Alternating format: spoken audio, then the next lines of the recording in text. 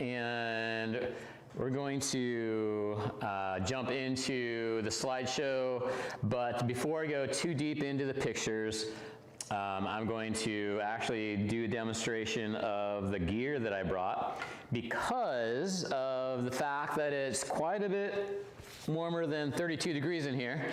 We're all quite warm. My ice is going to melt very quickly on this table, so I'm going to start with the demonstration of the gear and equipment and give you guys a chance if you wanted to try some of these things.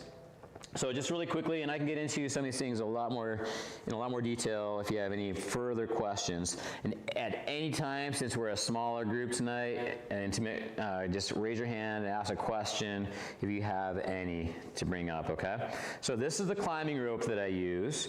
It's got it's one rope that has two different patterns on it. So I start with this pattern, and then the other half is this pattern over here. It's really cool and important to know where the halfway mark of your rope is, which is why we have two different patterns.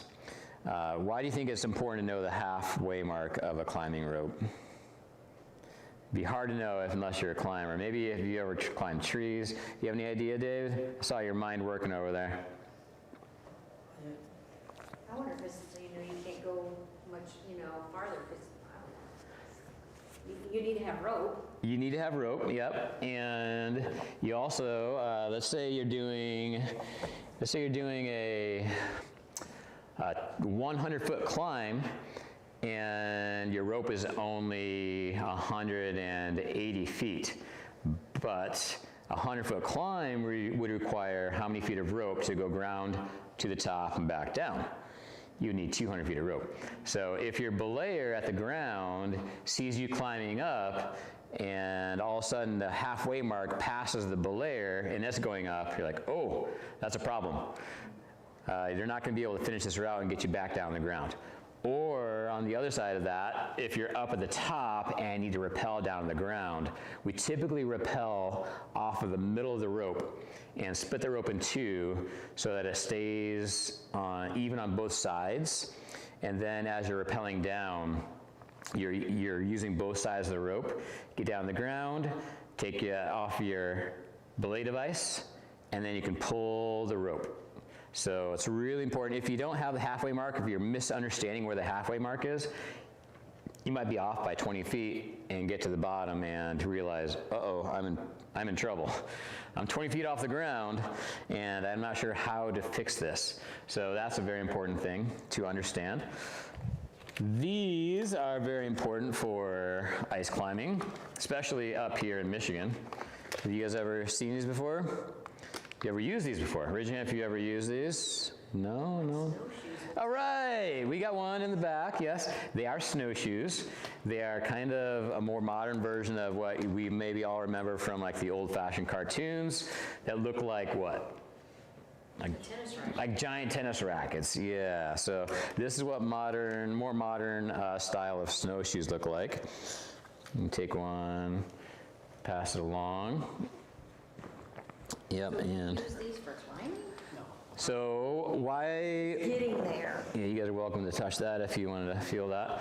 Yeah, so that's the idea, getting there. Thank you. Anybody ever been up to northern Michigan?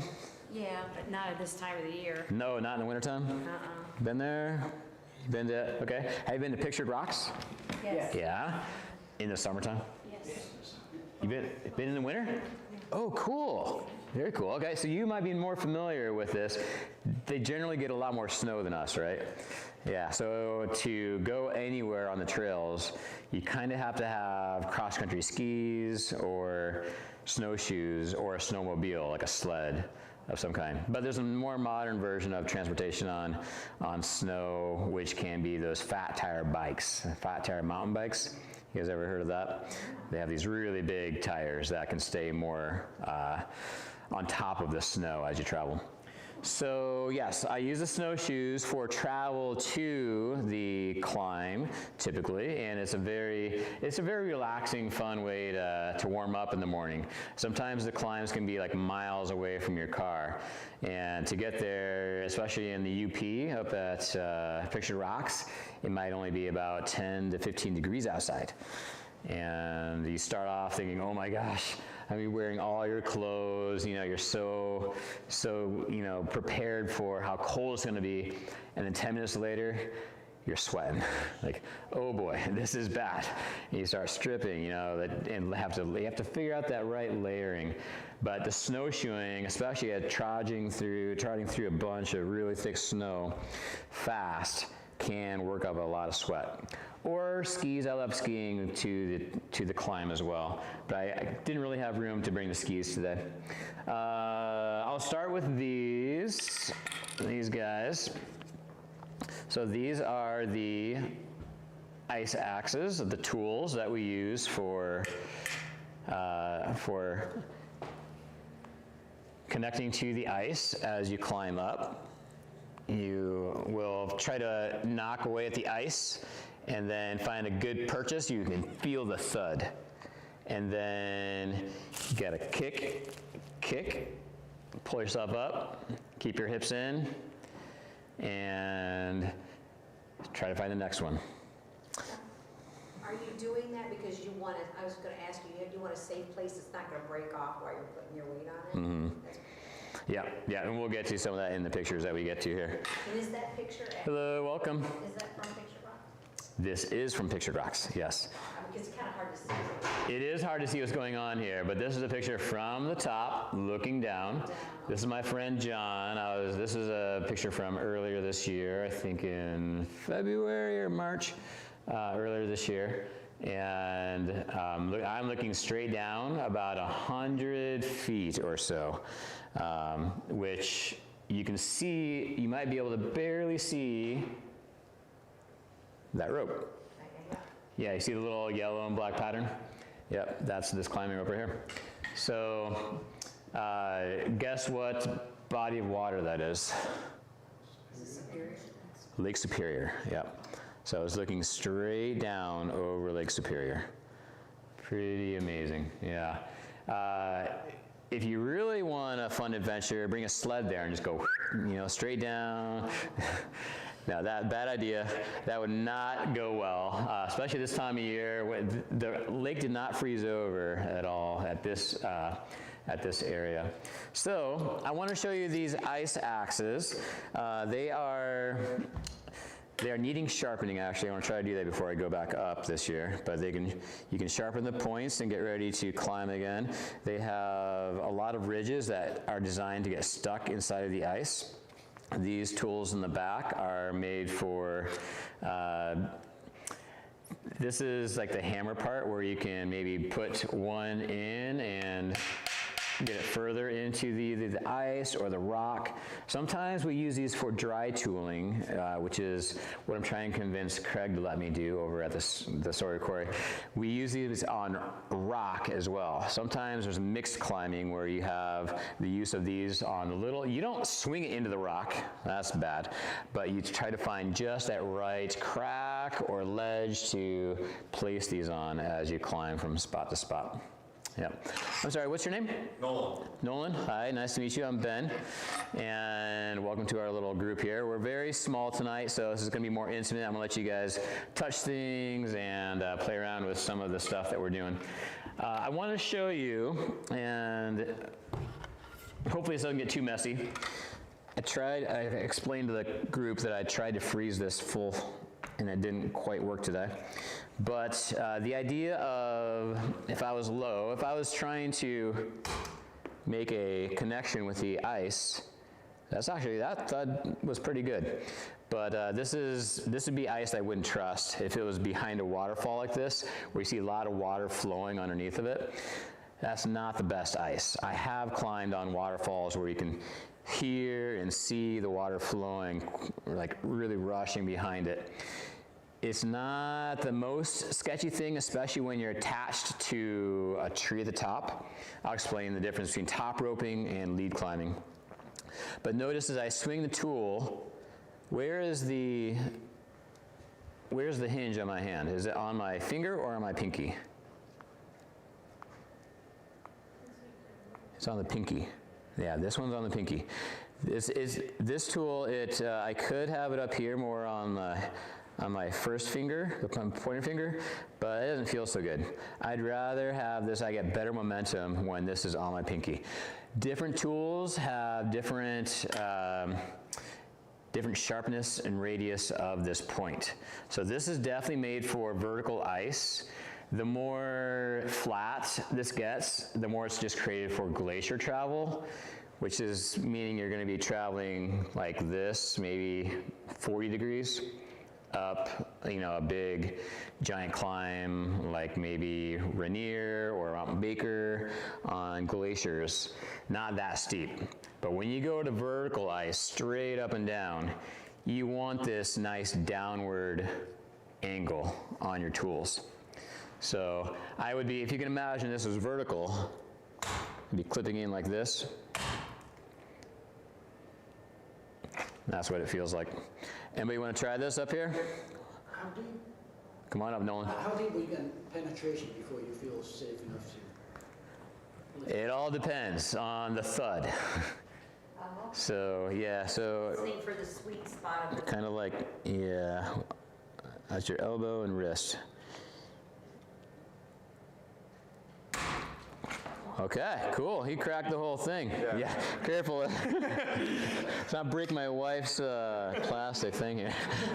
You went through it. But that kind of shows that the freezer I chose to use today, it was the one at work, a tiny little mini fridge. Wasn't quite as powerful as I wanted it to be. The other thing I want to demonstrate with the ice were these guys here.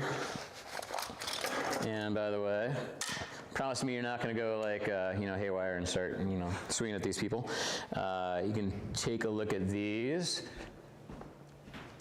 These two are the opposite ones. These are called the adds, and this has a way of chipping through the ice.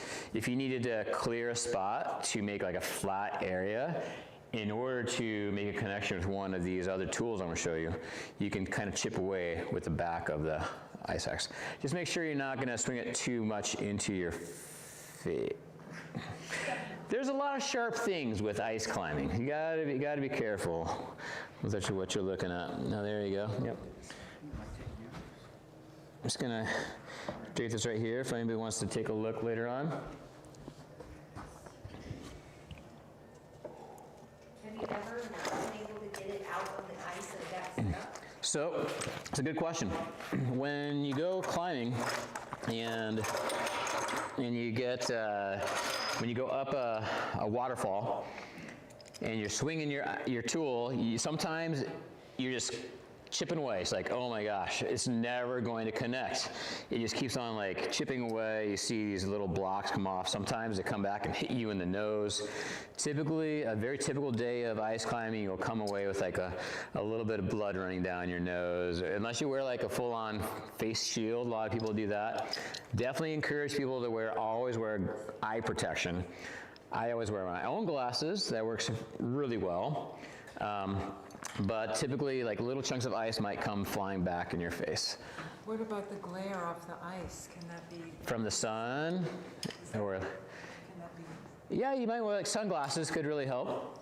Yeah, the glare that could be affected with depending on like how sunny it is. Typically, if it's really sunny and going to get like above 30 degrees, you might not want to be ice climbing that day because the quality of the ice really does change with the weather quickly. So that's something to be aware of regarding the quality of the ice. But that's way more important to know with lead climbing versus top roping. I'll explain that in a little bit. I want to show this to you all.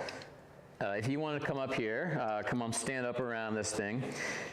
Sorry, this is not like the best way of demonstrating, but it'd be great if I had a big, giant 10-foot block of ice, but I did research that would cost about $500 to get one of those chunks of ice you can chainsaw and turn into a really cool formation.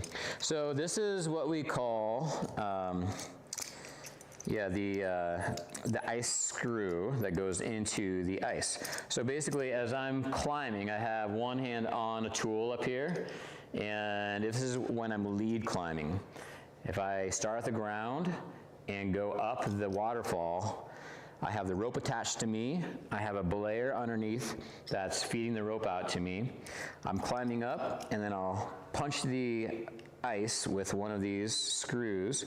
You can see that it has a very, 4 prongs that are very sharp, but everything is facing that one direction. So if you can imagine this being vertical, I will punch the ice, and then I'll twist, twist, twist. And on the third twist, hopefully it sticks enough for me to be able to let go.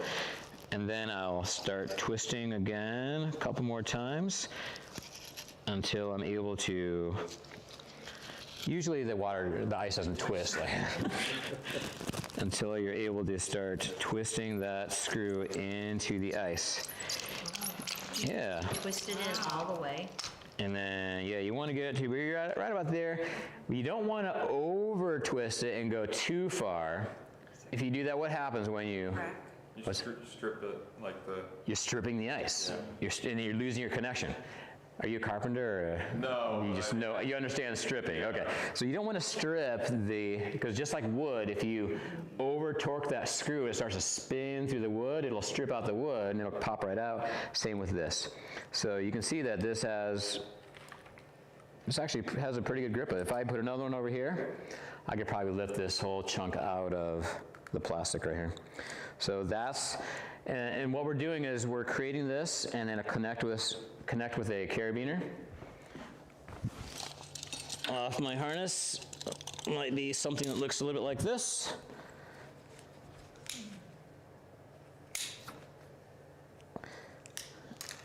Connect there, lock that up, and then the rope can connect to another carabiner at the bottom of this, down here.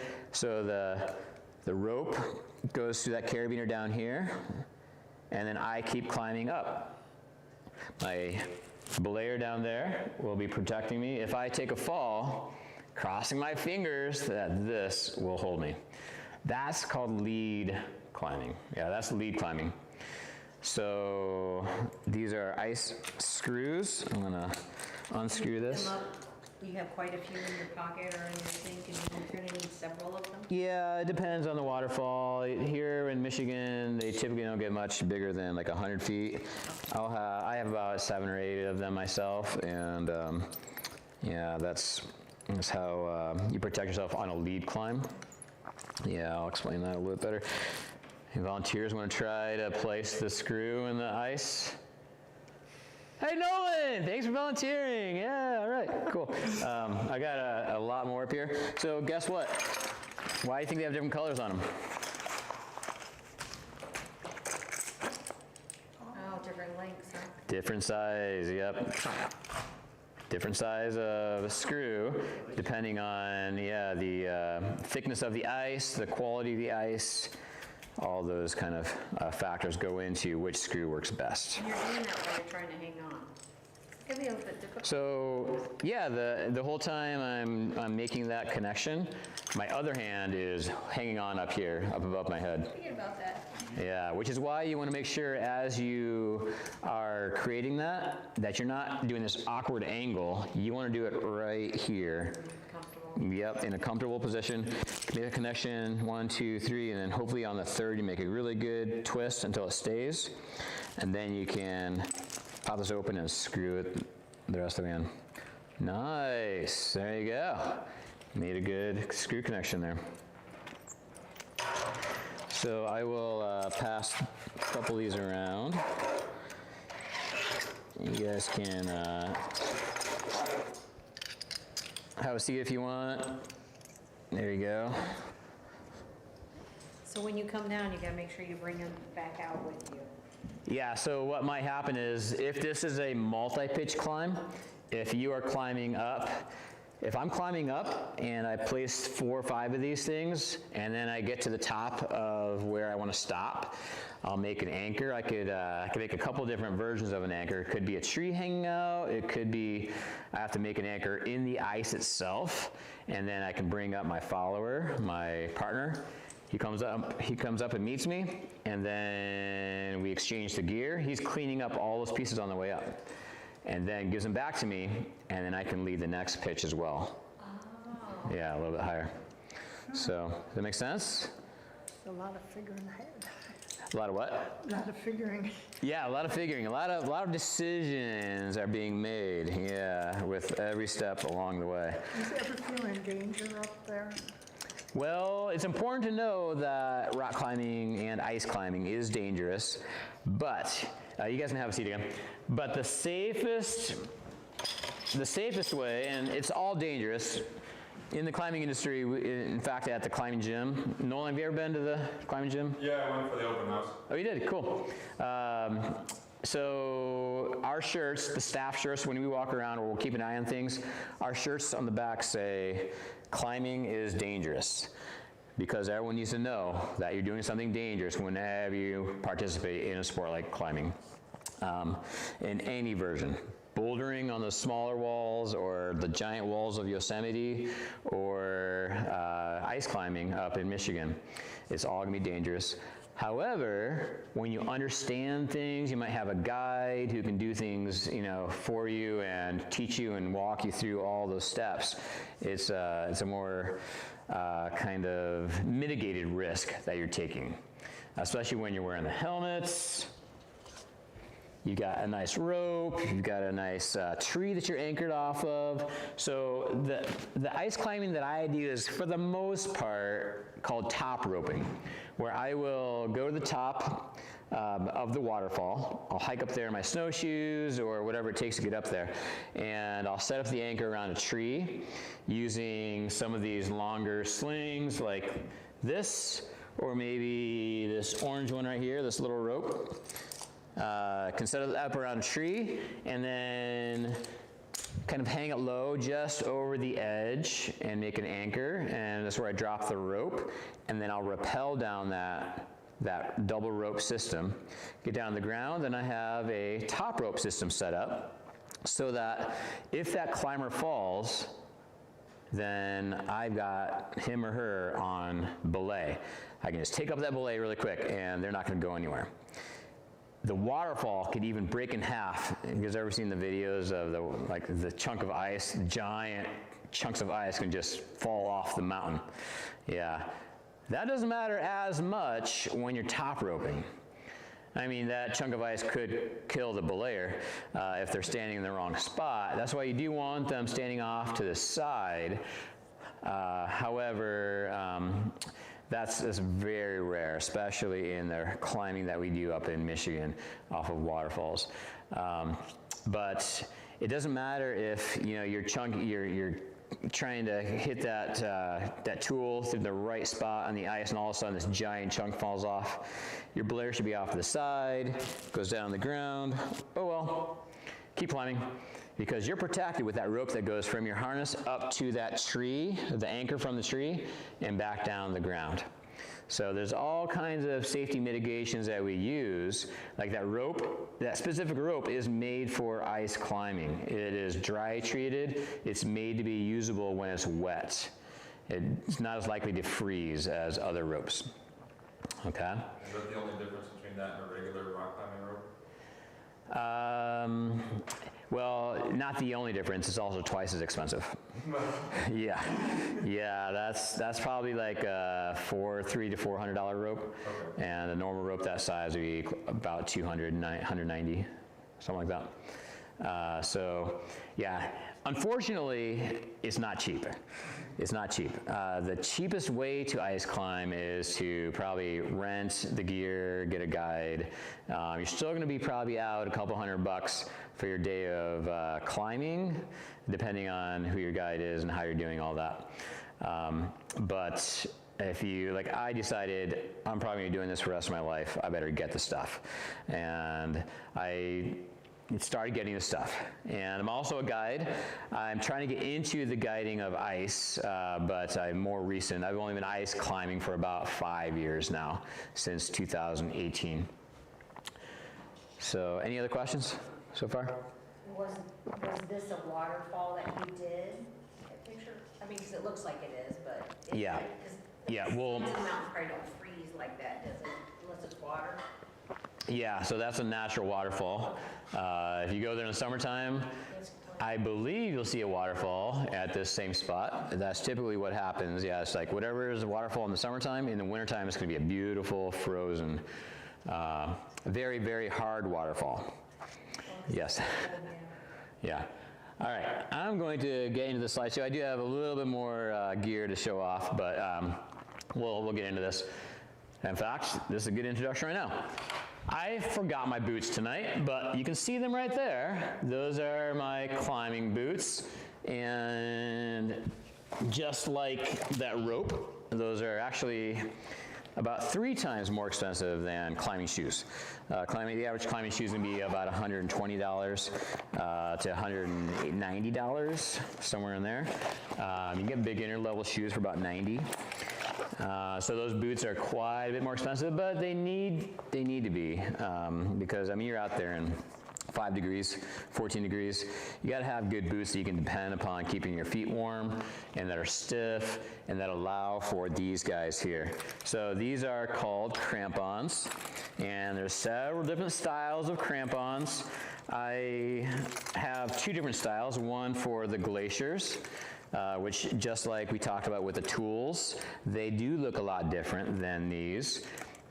These are made for more vertical ice, and these are mono points, just 1 point at the very tip. I like to be very specific. This is also a little bit better for what's called dry tooling on the rock, where I can pinpoint. Well, these are so much easier to use than climbing shoes.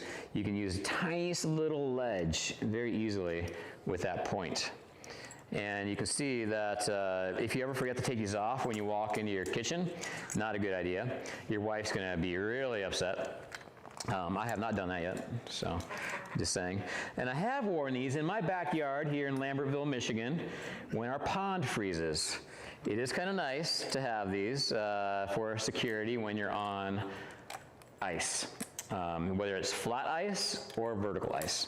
So this is what they look like, and these attach to those boots and strap on really nice and tight, kind of like a ski binding.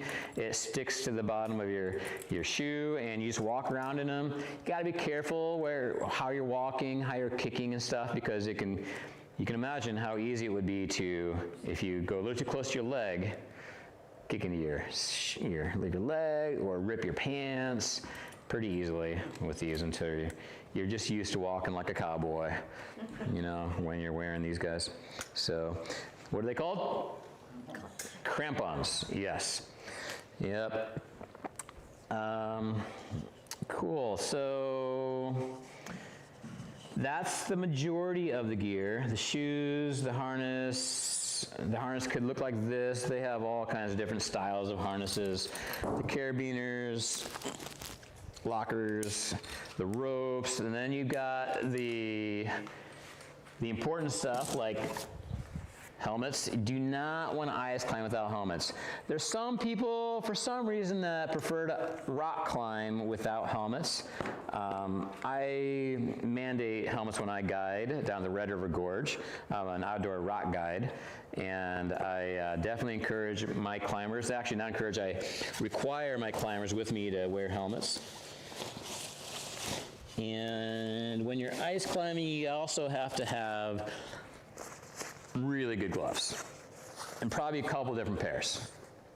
In case you are in a waterfall that is active, all of a sudden you realize, oh wow, this is actually dripping and I'm getting soaked. Gloves might get soaked on your climb up, and you get to the top and realize, well, my gloves are soaked and I'm 7 miles away from my car. This is bad. Good to have a backup. So probably a couple different pairs of gloves for you on your trip. Any other questions? So far, Have you actually got to do the glacier one? have I been on a glacier? I have. Where at? This was in Mount Whitney in California, but this was before I understood anything about ice climbing. And I've done a lot of extensive backpacking up in the Sierras. I used to live in Southern California. And one summer, it was around July 4th, middle of July, and we were trying to summit Mount Whitney, and we did, but we had to cross a glacier, and it was really sketchy. I didn't maybe understand what I was getting into, but we did have ice tools. We carried them with us the 40-mile trip for a patch of snow that lasted about 30 feet. But that patch of snow lasted 30 feet, and no wider than this room, was very steep. And one slip, it could have been fast down this really steep angle slope. Not a good situation. That's why we had tools. What's up? No crevasses?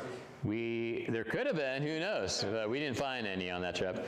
I have been with a woman that fell into crevasse in France, eastern France. We were just hiking up in the mountains. This was on another summer trip, like in July, and came across this snowfield, like a glacier that goes throughout the summer. We didn't need crampons or anything, but we came across this section. It just looked like normal snow, and all of a sudden, boom, she fell through. One leg stayed on top, one leg went all the way in. And fortunately, it wasn't any more serious than that, where she didn't fall like through the whole thing and into like a stream bed underneath of the snow. Gotta be really cautious on snow, yeah. Got avalanches, all kinds of things. The good news is, right here in Michigan, in the UP, we have no avalanches, and we really don't have crevasses to fall through. Those snow bridges don't really exist too readily up there. You could probably still fall through and use a lot of danger involved, but we don't have those issues as much because of the lack of the mountains. So it's a lot easier to do stuff up in Michigan. So I'm gonna go through some slides here. Check my time. Cool. So this is that same climb that you saw on that first slide. And this is him nearing the top. This is John on the right over here. Is there ooh, nice. So this is John over here, my friend. He is a climber. He's a route setter for a gym over in Cleveland, and we became friends just because of our connection through climbing. And I forget where this picture was taken. I think you can see some stuff behind me over here. This might have been, I think, the same trip. So that might have been me rappelling down to get down to this position where I'm belaying for him. So this is what that same waterfall looks like from the top. Actually, from the bottom, looking up to the top. Yeah, I don't know why the rope looks blue, but I believe that maybe we had a different rope out, but I thought this was that same climb. This is called Dairyland, and it's kind of a really cool feature to have these wings on both sides of it. It's only maybe a 30-foot section, maybe 50-foot section of vertical right there before it just becomes plumed, and I think they call this like cauliflower ice, that section right there, and it gets really kind of, less steep the farther down you go. Got a question? No, we were saying cauliflower, that's a very fitting name. Oh, yeah. A little bit closer version of a look of what the ice does when it comes down over a waterfall. So you can see the top of an anchor over here. This is the webbing. This is not my anchor, I can tell. But someone put a carabiner here. You can see a rope going through both sides of this carabiner. And when we're climbing up, we are making our tools. Oh boy, just looking at this makes me excited about going back up there. I'm so ready to climb again. I love it. It's so fun. Just like you know, taking those tools and finding that great motion, using your wrist to really whip it in there quickly.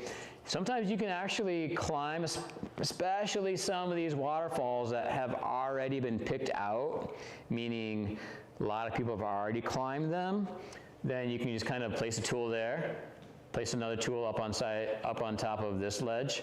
The next tool goes up in there. You can do the whole thing just by gently placing your tools inside those holes. This is another waterfall. This is me at the bottom, belaying for, you can barely see him, he's dark right there. This is Buzz. I believe his name is Buzz. He was with me earlier this year in February, I believe. We went up there. So he is climbing up. I'm belaying for him with this rope off to the side. You can see that.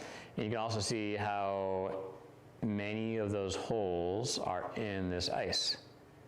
Going all, ooh, there we go. Yeah, so just, this is not the hardest climb, but it's pretty steep. And by the time you get to this point where he is probably about 40 feet, 50 feet off of the flat ground over here. And by the time you get up there, if you're not resting your hands, your arms get really pumped. Even though every single hold is really good because you're squeezing those tools, it's like hanging on to like a handlebar. But by the time you're at the top, you're squeezing pretty tight, your forearms get really, really pumped. So I always recommend to people that after every other, maybe every 2 or 3 swings, you give one arm a rest, shake it out. Leave your tool in the ice up there, let go of it, shake it out, grab it again, shake your other hand down there. This is another view, looking straight up. Kind of cool. I like looking at different perspectives of the ice. So this is looking straight up, and very fortunate that the whole thing didn't just drop on top of me.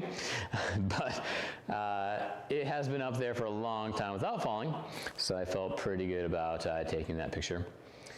This is Buzz, he's a member of Adventus over here. Lives in Toledo, works at Michigan. This is another guy, I don't know who that is, but we had about 3 to 5 different parties climbing on the same waterfall. So I think we were able to create a few different climbs. And I made an anchor and had a rope hanging, and then we decided, hey, would you mind if we swapped the ropes so we can climb the other side and see what that's like? And generally on rock or ice, climbing community is pretty good, pretty chill, and able to let each other borrow each other's ropes and anchors to climb. So you can see how he's learning form here. Buzz doesn't have the best form. Be better, this guy's a little bit better. You see how his heels are low? You want to keep your heels down because these guys here, if you can imagine that big boot that's inside there, that boot comes out like this. So you can imagine that that's the toe of that boot. So if you're coming like this, then what's going to happen? The front of that boot is going to be then engaged with the ice, and that's going to push this point out of the ice. Or it's not going to let you go as deep into the ice. So keeping your heel down allows you to kind of sink in that whole tooth up there, rather than just the tip. So this guy has better form. Keeping his heels low, this guy getting his toes up. You know, that's probably not that great. However, he might have actually some really good steps. This is, like I said, this is the easier section. Down here on this cauliflower stuff, you can see it's like walking up these big steps, pretty easy. He's about to get into the steeper area here where it gets more difficult and challenging. And fun. Again, this is that same climb looking up. Now the rope looks yellow again. So this is another view of that same climb. Again, looking down, you can see though, even though it's the same day, just like maybe half an hour different or 20 minutes different, all of a sudden all that ice came back in. So this is called pancake ice. It's kind of cool. Lake Superior will sometimes look very clear and open, and all this ice will flow back into the shore. Yeah, it will freeze over completely in some spots, but I think this area has more current that flows through there, so it's a lot harder for it to actually be frozen completely. This is John. He got his thick gloves on. You can see, if you look closely, there's a little lanyard there that goes to his harness. I asked him, and myself did as well, to wear those lanyards in case we were to drop one of those tools. It is actually pretty hard to drop a tool, but it happens. I didn't want to have to go fishing for the tool in Lake Superior. So that's why we're wearing those things, and it would not be fun to try to have to climb out of there with one tool. So we did this whole thing by top roping, like we made the anchor at the top, and we're just belaying for each other from the top.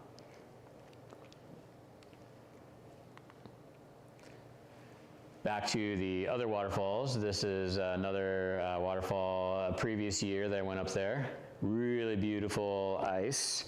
This is James, I think. This is my friend James, who lives up there. He is a pastor of a church up there in, anybody know the name of the town? In where Pictured Rocks is? It's called Munising. Yeah, Munising. So yeah, he gets to live up there. So jealous of him. Beautiful, beautiful area. This is some more beautiful spots. This is, I believe, called Castle Rock. It's a gorgeous view. There's no ice climbing right here at this spot, but just a great spot on this this trail. This is one of the best trails. I think it's called, I don't want to botch this. Are you aware of that trail that kind of skirts the... I've literally just been researching it and it's escaping me. Yeah, it's like hundreds of miles of trail, just like you can skirt the shoreline of Lake Superior and go all around the peninsula up there. And this is one of the areas. We tried to find this really cool climb. I believe we were looking for a Dairyland, the one that I actually did find. But this friend of mine had never done it before, and he was trying to guide me. And we decided, I was asking him the day before, are you sure you don't want to like wear snowshoes and skis or something? He said, no, the trail's already packed out. You know, we had the Ice Fest here just like 4 days ago. It'll be nice and firm snow the whole way.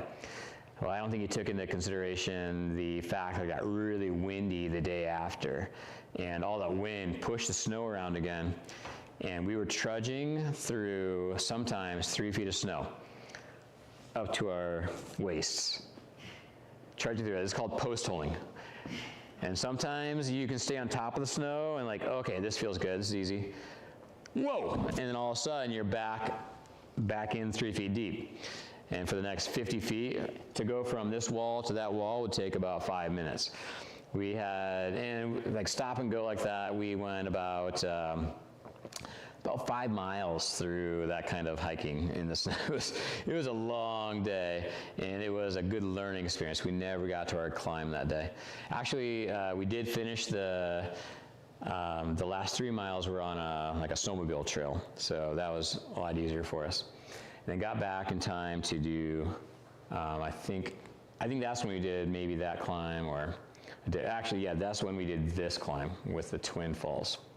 It's pretty cool to sometimes be able to step behind the falls. Anybody been to the park in Ohio that has a lot of caves and hiking hills? Yeah, they have, you know, when it gets cold in Ohio, the falls will freeze there as well. Unfortunately, I think it's still illegal to do this in Ohio. In fact, I believe there's only one legitimate legal waterfall to climb in Ohio. I'm not sure which one it is. I should research which one. But sometimes, you know, you just have to wait for the right time, and there's a few climbers that are out there that will just wait for the right time and hope that no one's looking as well. So I'm not recommending that. Is ice climbing illegal in Ohio? in Ohio for the most part. In the, If you made an artificial ice wall. no. Okay. No, but in a park, like a city park, or where most of these beautiful waterfalls are, that's where they're gonna be found, in like city parks or county parks, like Wood County. I don't know if Wood County has any waterfalls. Maybe we could actually accidentally set up a hose over some cliffs over at Sawyer Quarry. It's up to the fire department. If we could, yeah, talk about some farming of waterfalls, maybe we could do some ice climbing, and that's maybe why I chose this topic tonight to talk about with Craig being here. So, trying to encourage the activity in Ohio. Although, as you can tell in December so far, this is not very good ice climbing weather. Not very good skiing weather either. So this is what that looks like buried into the ice, with a carabiner attached there. For some reason I couldn't attach any videos to this PowerPoint. I couldn't figure out why or how, but. So this is another thing, you asked about farming ice. This is a farmed ice climbing center in Michigan, and it's actually, I think, in Fenton, Michigan. It's only about an hour, 45 minutes north of here. So this is our nearest legitimate ice climbing destination. And they were only open a couple days this year so far, but he's able to do this amount of ice. I'd say if he had a good 3-day cold spell, he can make his walls look like that. That's all it takes. 3 days of like sub-freezing weather, he can pull something like that off. He has snowmaking, he has like snowmakers, you know, those big orange things you see at ski hills, but he doesn't make snow, he just sends water out of there fast, and it covers everything and makes it into ice climbs. Really fun, and that's a great experience. You can tell it looks very similar to those waterfalls I was climbing in the UP. There's another picture of it, and of course he's able to shine lights at it and stay open in the nighttime. Pretty cool. This is what it looks like during the daytime. And that is a long and a high climb right there. By the time you get to the top, you're pretty toasted. Like your arms are pretty sore. This is down here. This is our crew from Adventus. That's me. This is one of the owners, John. He's one of the owners of CycleWorks as well. This is another owner named Nick. And this is one of our employees named Molly. She's an instructor, does a great job for us. So one last picture. He basically took a big crane, like a crane that you'd be able to lift up super heavy things. Maybe it was like a junkyard kind of thing. Probably wasn't being used anymore, bought it, got it transported to his property, and out of that, he took these telephone poles. You can see, they're just big telephone poles that are kind of buried in the ground and all connected at the top. Puts wire fence over everything and puts climbing ropes along the sides. And that's what he uses to create his ice climbs. I did my own farming a couple years ago, by my pond. We had a good cold spell in February of 21, I believe. Really cold February. I did a little bit of pumping of the water and like spraying on just to see what it's like. It's not as easy as you might think, especially when you don't have a big snowmaker machine. So I want to take you now to another place. This is not in Michigan, as you can probably tell here. This is in Colorado.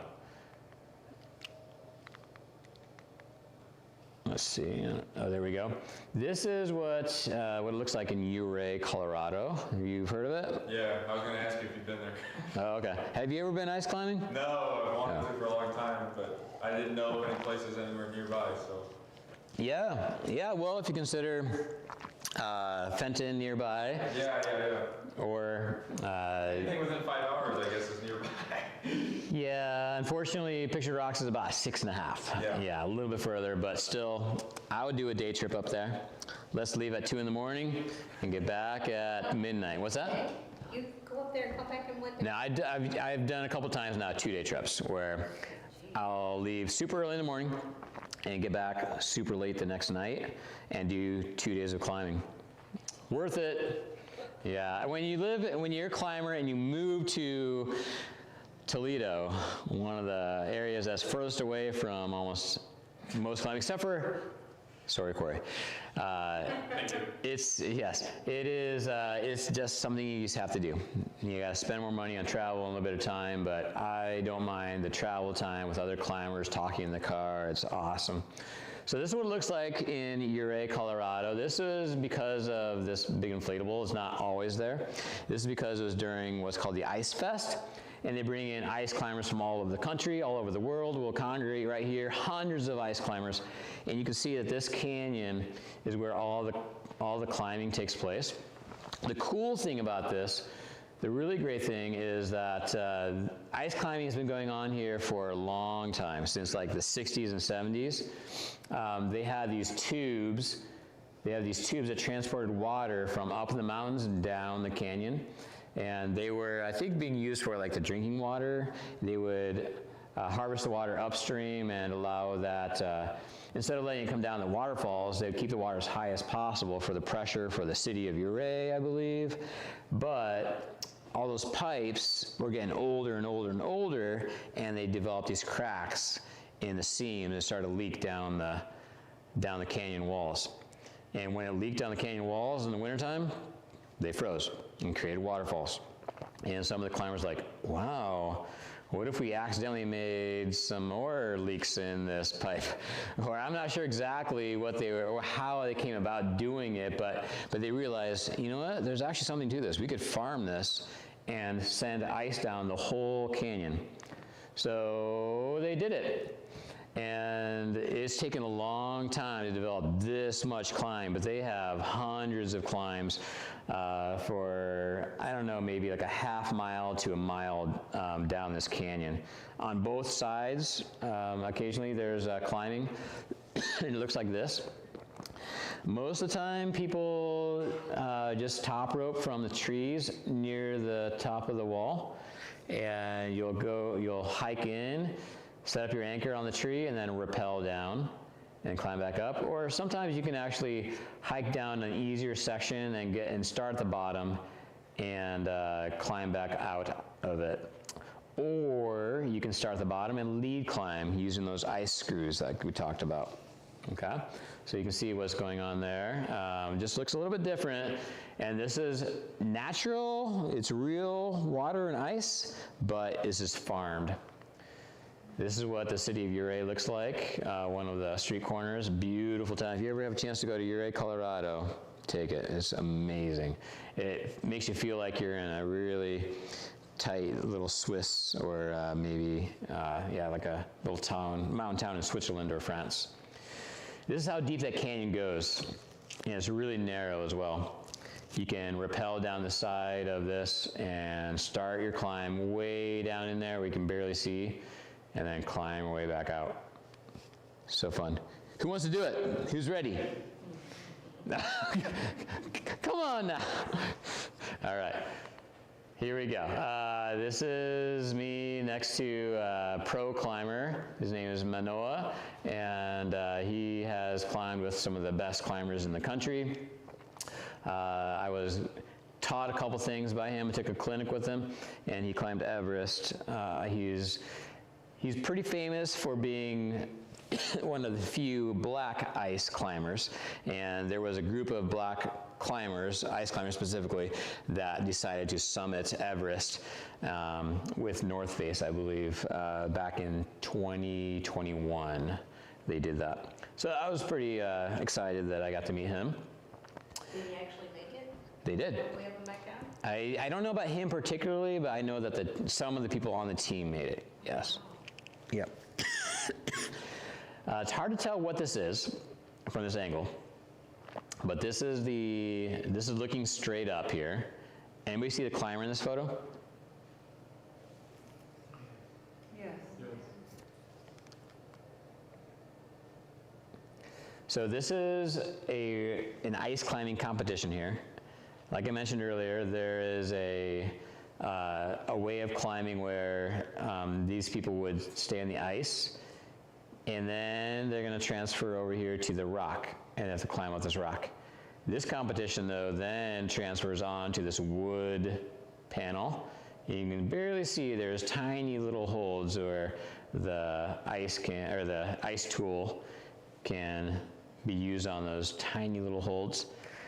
And then the craziest thing, they do then have to traverse across these boxes. And those boxes are like going outwards. So it'd be like climbing up the ice right here, and then the rock, and then those boxes would be going out this way. So you're like hanging upside down, doing these things called figure fours, where you bring your leg over your arm in order to keep your body off of the, it's just a helpful way of keeping your feet off of the ground and allowing you to actually move your next tool further without having your feet dangle so far down. It's all about body position. What's that? And you did that? I did not do this competition. No. I would love to try it, but I don't think I would have been allowed to do that day. I did not, I watched some of the competitors. It was pretty fun. But I'm not that good. Come on. This is another picture I just throw in this slideshow. During that same festival, it's kind of hard to explain to people how they lit a fire inside of a ball of ice, but this is how they did it. They froze water over this steel globe structure, and then they had firewood inside of that, and then they probably doused a lot of gasoline on it and lit the thing. So, I already showed that. Okay, this is me attempting a completely unnecessary figure four. I wanted to see what it was like to actually try to do a figure four where your leg goes over your arm. I found out it's very difficult to do that while wearing those crampons, to try to get those things to not cut a hole in your jacket and to get it around your arm and everything was quite challenging, but fun. I enjoyed that. I was on top rope, as you can see the rope going up from me, so I wasn't really in much danger at that point. So what's this called? Do you guys remember? Dry tool. Dry tooling, yep. So this is me dry tooling on this rock. This would have been nearly impossible as a climb for me. I think it was like a 512, 513, really hard climb on rock, but much more doable with the tools. So wearing the boots and those crampons, that little point I was able to use the holes a lot better, as well as the tools up top. A lot like rock climbing, but feels way different by using those tools. Another way to climb in practice is by using these tools. This is the gym that I built in El Paso, Texas. Sold it last year in 22. It's called The Cave. And I purchased these guys for people to practice ice climbing. So I might get them again for Adventus. It's just a fun way of encouraging people to try out a whole different style of climbing. And I wanted to end the slideshow by talking about a couple different trips in particular. This was my first experience ice climbing, and does anybody notice when it's really cold outside, your phone doesn't last very long? I don't have any pictures of my very first ice climb because my phone died right when I started the climb. Pull my phone, oh cool, I got a picture of the climb, and bloop, stopped working. Like, all right, I'm gonna have to just remember that climb. So I believe that this is, well, I know that this is Silverton, Colorado. And the climb I did was either back this canyon or back in this canyon. I don't remember which canyon it was, but drove back in that canyon, and there was a local firefighter from Durango that I went with. And we did a very basic and easy climb, but it was multi-pitch. Really cool climb. We were able to go about 100 feet up, you know, very slanted snow and ice. There's a little section of some water that was maybe, some water ice that was maybe vertical for about 10 feet or so. He would make an anchor, and belay for me to come up and meet him there.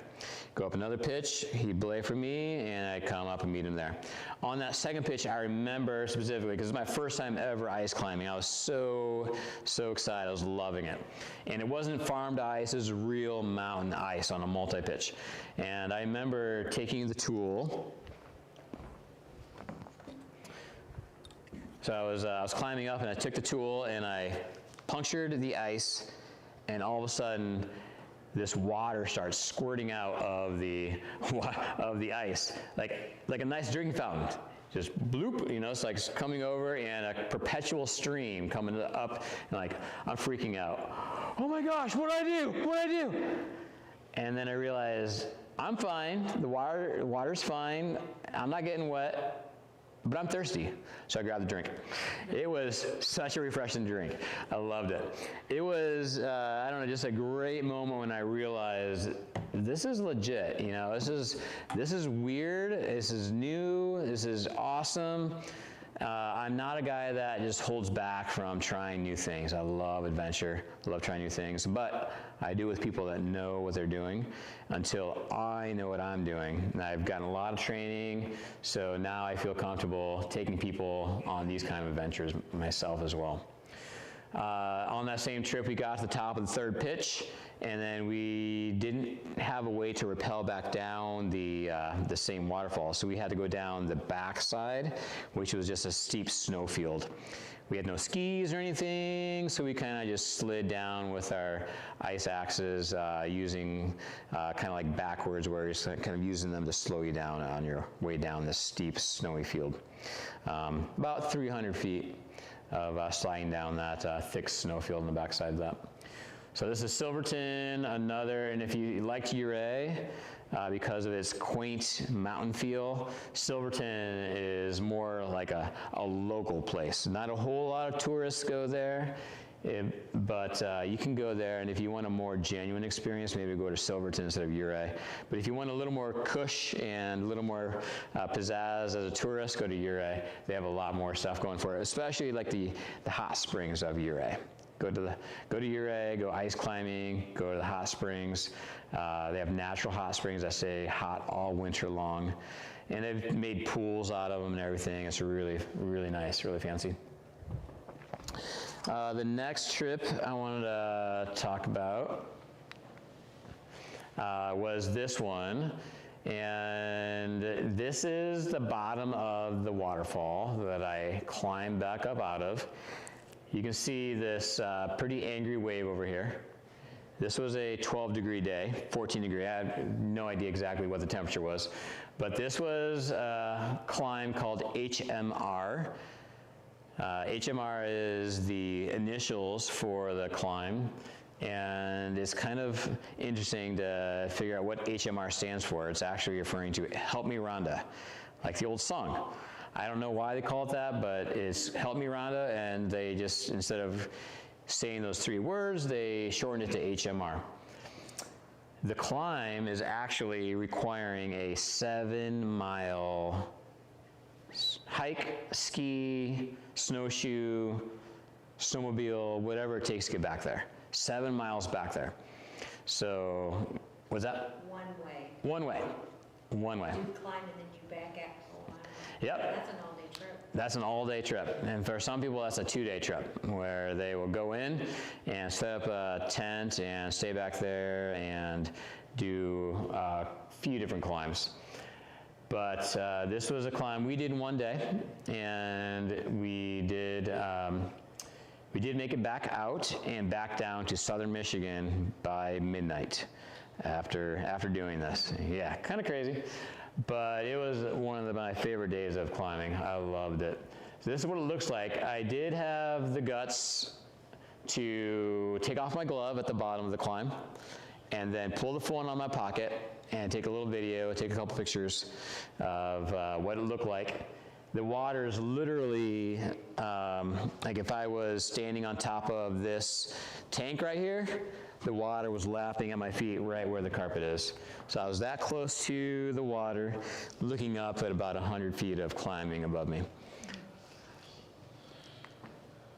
On the way out there, we saw this beautiful view. If you ever go to Picture Rocks, take the hike out to this beach. I forget the name of the beach. You ever been there? No?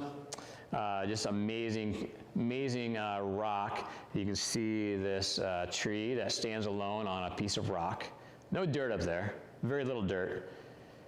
And the one thing keeping it alive was this root system goes over there. Apparently there was a bridge, and the tree is older than the formation itself. Kind of remarkable how that root system is keeping that one tree alive on the other side of that rock. It's a really cool feature. So the trip out there itself was just gorgeous and amazing. Hiking through the woods for 6 miles to get to the edge of the water. And then the last mile and a half or so, it was just amazing to look out these cliffs. This is my friend Chris. And you can see his snowshoes. We tried skis, tried snowshoes, and the frustrating thing is to have to transfer your boots from your ski boots back to your snow boots, your climbing boots, and, all those things. So I wish I had just stayed in the snowshoes all day instead of having to transfer the boots back and forth. This is the actual climb that we're talking about here, that we did. So we set up anchors on the tree at the top and rappelled down into it, and then made our anchor right about there at the top of the climb, all right, at the top of that really good ice.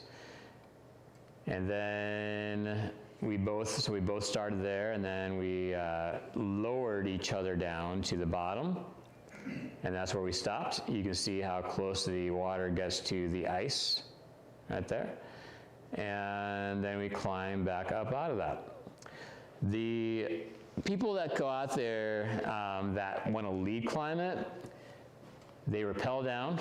They have one rope they just rappel with, and they bring another rope with them. They kind of set up an anchor sort of along the side of it, and then one of them will climb up and use those ice screws up and out of it, of that climb. So you have to know a lot of skills, self-rescue skills, rappelling, anchors. It's not just something you want to jump into. I want to watch a couple of YouTube videos and see how to do this. Okay, I'll give it a try. You may be surprised, you may not be surprised, how many people I meet at Red River Gorge in Kentucky who do that exact thing. They're out there belaying for each other, and I see the way they're belaying, and I ask, oh, hey, buddy, where'd you learn how to do this? Oh, yeah, I watched some videos. When you're talking about saving people's lives, or just life and death situation, something as dangerous as rock climbing, you really need some training from professionals or from people that know what they're doing. So I highly recommend not just watching videos on YouTube before you go and do these things. I know you're ready to go and do this, right? You ready to go? Climbing with me? No? What? The presentation. Oh, you liking the presentation though? Okay. Well, Craig, you ready to go? You do this? Yeah. You good? All right, good. This is, I think, my last slide of the night. Yep. This is me climbing up and out of that same climb right after, he took the picture right after a wave came and crashed right underneath of me. And it's so loud because of the ice that kind of hovers over the water. And there's a little inlet there, so the waves will crash underneath of it, and kind of like a big burp, or it just spews out right underneath of you. So it was belching back out into Lake Superior right below me as I climb out of that waterfall. The ice turns yellow, root beer kind of color. So many, I wish I could have just added a bunch more photos. It's amazing the views you can get while you're out there adventuring. So that's my presentation. Are there any questions? Are falls common? Is that a normal part of climbing? Climbing, yes. But if you talk about specific styles of climbing, when we talk about ice climbing, we put those screws in there in case you fall, but the rule is don't fall. Don't fall. On ice, yeah. You can imagine if you do take a fall on ice, because you have these giant, sticky, sharp things that are poking out from your boots, guess what part of your body is most at risk of breaking when you, even if you fall down feet first? Your ankles. You know, that crampon is going to connect and then, yeah, twist your ankle in a bad way. So it's not a very good fall. Very, very bad outcomes with ice. So you have to know the conditions, the weather reports, if you're ever going to lead climb. The top roping, like I'm saying, is a whole lot less risky and dangerous. Yeah. Okay, I'm gonna ask a strange question. So if you're out there like that all day long, what do you take to eat? Because you've gotta be limited in what you can eat out there, especially when the temps are that cold. Yeah. Do you just eat grain bars and power bars for all that time, or what do you eat? Well, you're nonstop burning fuel, so you can hardly eat enough. But there's all kinds of theories about what's best. Of course, there's different themes that you see throughout different time periods, but I saw a recent post about how good peanut butter jelly sandwich is about the best thing you could ever get. Like sugar, you get the protein, some peanut butter, and it lasts a little longer, some carbs and the bread. It's just like a good, healthy combination. Packs of peanut butter and jelly sandwiches?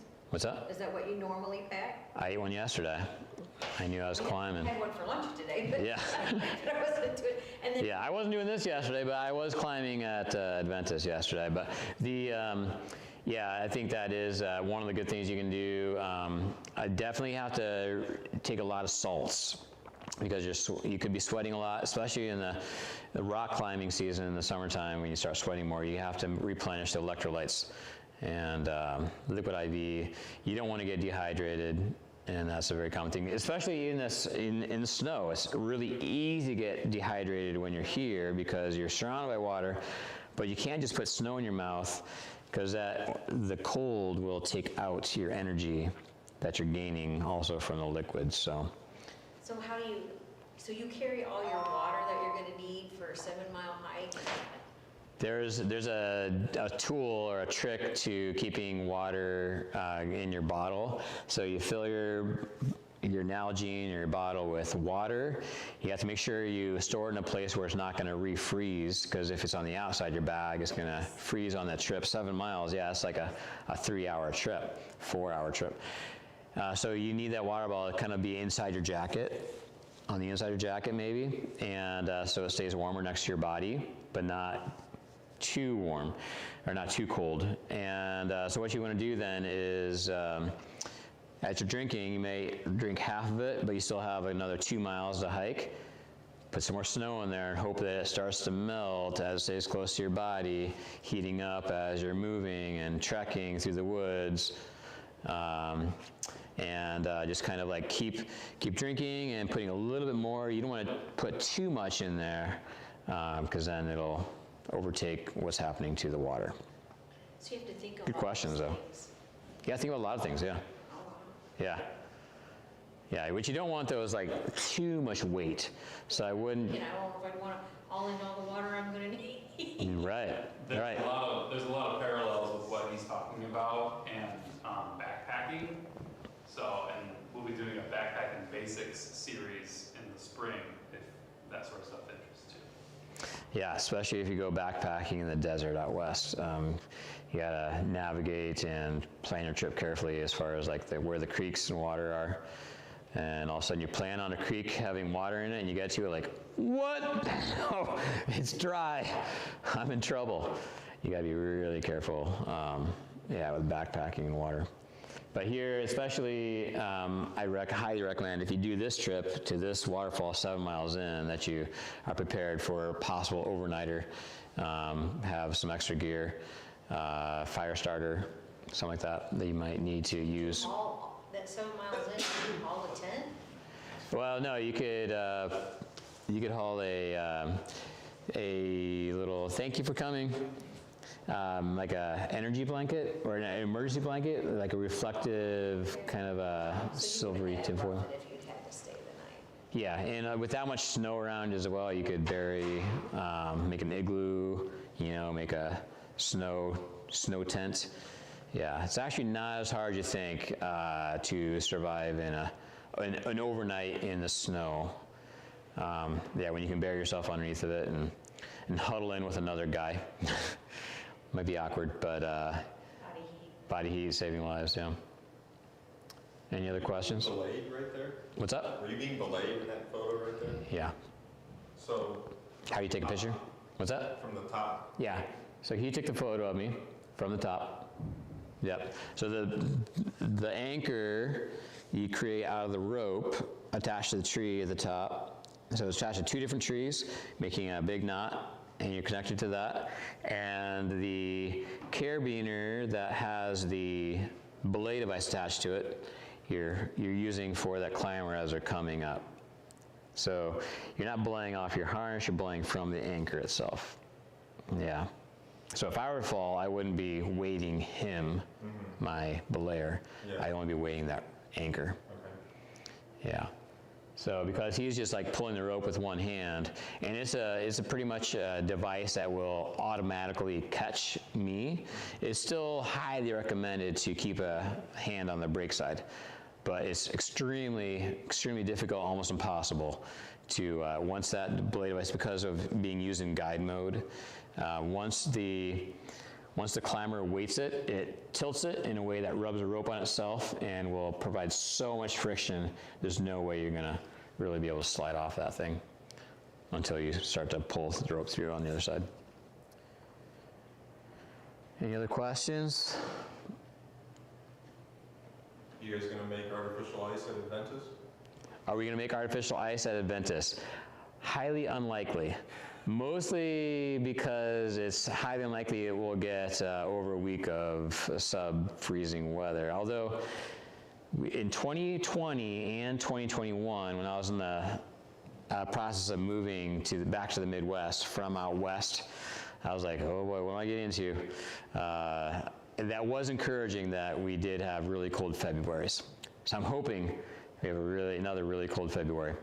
But I just don't think we have the liability, the insurance, all those things set up for ice climbing. Yeah, we might do indoor stuff with those tools you saw. Yeah, something like that. Thanks for coming back. Thank you. For your presentation, I'll steal a little microphone. Yep. Just so you know, we've got more presentations coming up this winter. The next one is in 2 weeks, and they're pretty much every 2 weeks.